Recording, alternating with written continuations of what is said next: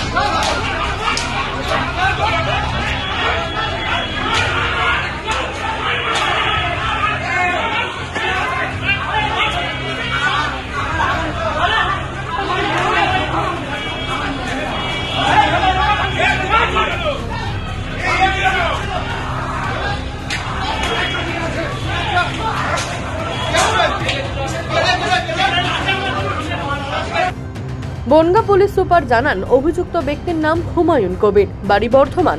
যাদবপুরে পড়াশোনা শেষ করে দিল্লিতে এক কোম্পানিতে ইঞ্জিনিয়ার হিসেবে কর্মরত ছিলেন। এই সেই হুমায়ুন যে মেমারিতে সকালবেলায় বাবা মাকে খুন করে গা ঢাকা দিয়েছিল আর সন্ধ্যাবেলা বনগাঁ এসে হামলা চালায়। আজকে 6:30 পর বনগাঁও থানা একটা ইনফরমেশন আছে কি একজন আসামি 4 জন লোকজনকে ছুরি দিয়ে ইনজুরি করেছে। খবর পাওয়ার পর সঙ্গে সঙ্গে পুলিশ ওখানে পৌঁছায়।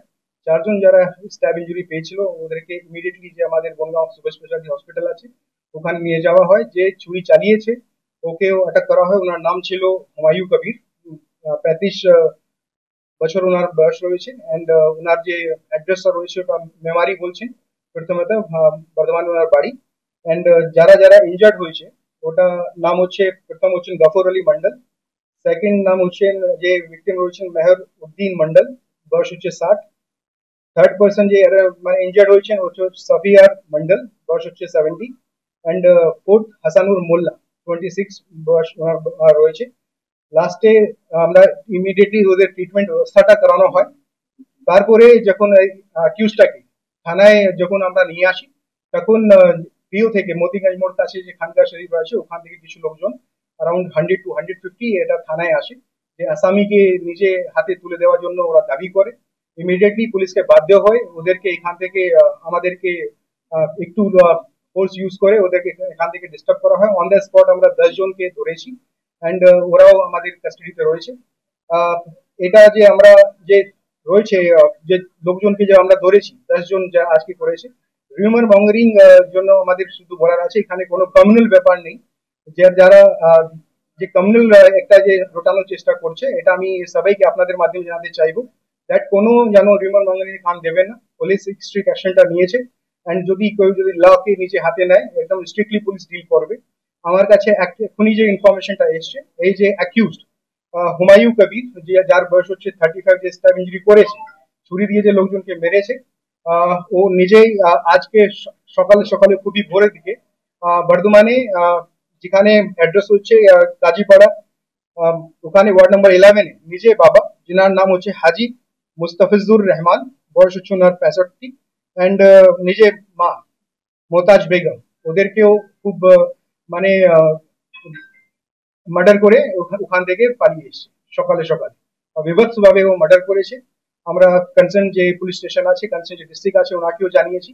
কালকে এটা আসামিকে কাস্টাডি নেওয়া পরে আমরা কালকে কোর্টে ফরওয়ার্ড করব। আর যারা যারা যে আজকে থানায় এসে যে রিসেপশন ডেস্কটাকে ভাঙচুর করেছে ওনাকে কালকে ফরওয়ার্ড করা হবে। আপনার মাধ্যমে আবার আমি বলতে চাই, এখানে কমিউনাল অ্যাঙ্গেল কিছু নেই, এটা রিউমার মঙ্গরিং কেউ করতে যাবেন না। যদি কারো কোনো কিছু যদি কমপ্লেন থাকে, we are committed to take we are this thing, আমরা খুবই স্ট্রিক্টলি অ্যাকশনটা নেব। বুধবারের ঘটনায় থানায় ভাঙচুর করার অপরাধে 10 জনকে গ্রেপ্তার করেছে বনগাঁ থানার পুলিশ। অভিযুক্ত হুমায়ুন সহ বাকিদের আজ বনগাঁ আদালতে তোলা হয়েছে। শান্তনু বিশ্বাস, দ্য রিপোর্ট, বনগাঁ। সমস্ত খবরের আপডেট জানতে লাইক করে সাবস্ক্রাইব করুন সবনাভিক নিউজ। সেই সঙ্গে বেল বাটন প্রেস করতে ভুলবেন না। আপনাদের একটা সাবস্ক্রিপশন আমাদের জন্য অত্যন্ত মূল্যবান। একই সঙ্গে ফলো করুন আমাদের হোয়াটসঅ্যাপ চ্যানেলটিও। জয় হিন্দ।